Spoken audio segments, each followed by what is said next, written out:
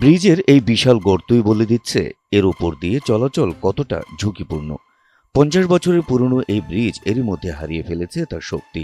তবু মেরামত না হওয়ায় ঝুঁকি জেনেও প্রতিদিন এই ব্রিজ দিয়ে চলাচল করতে বাধ্য হচ্ছেন 25 গ্রামের হাজারো মানুষ।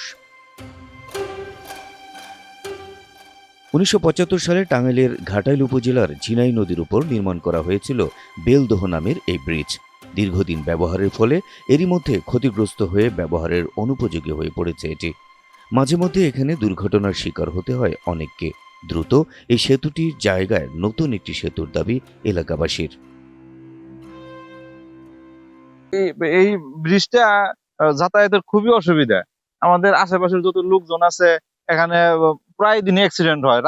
সেদিনকাও রাত্রে এই ব্রিজের নিচে এক বাচ্চা পড়ে গিয়েছিল, হাত পা ব্যথা পাইছে। এটা বর্তমান যে উপদেষ্টা সরকার আছে এনার কাছে অনুরোধ, এই ব্রিজটা একটু সেরে দেন। ভ্যানিসকা গেতে আমরা ভয় পাই, কোন সময় পড়ে যাবো গা। অনেক আমাকে ডর করে এই রাস্তাটা গেতে। এই ব্রিজটা প্রশাসনের কাছে অনুরোধ, ব্রিজটা যত তাড়াতাড়ি হয়। ব্রিজের এমন দুরবস্থার কারণে যাত্রী নিয়ে অনেক দূর রাস্তা ঘুরে যেতে হয় অটোরিকশা চালকদের। তাই নতুন ব্রিজ নির্মাণ করে রাস্তাটি সচল করার তাগিদ তাদের।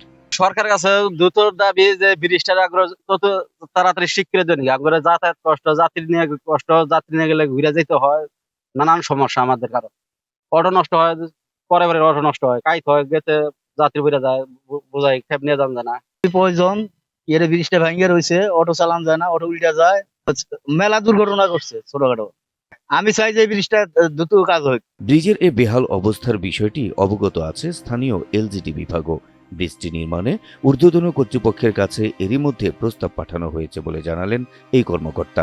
ব্রিজটা যে চড়ার জন্য এটা আমাদের নলেজ আছে, আমরা জিনিসটা জানি। এই ব্রিজটা আমাদের ওয়ার্ল্ড ব্যাংকের আওতায় একটা সাপোর্টিং প্রকল্প আছে। সাপোর্টিং প্রকল্পের আওতায় অলরেডি একটা প্রস্তাব দেওয়া আছে।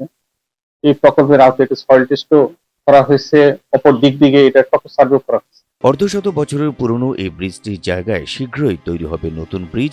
লাঘব হবে অত্র অঞ্চলের হাজারো মানুষের দুর্ভোগ, এমনটাই প্রত্যাশা সবার।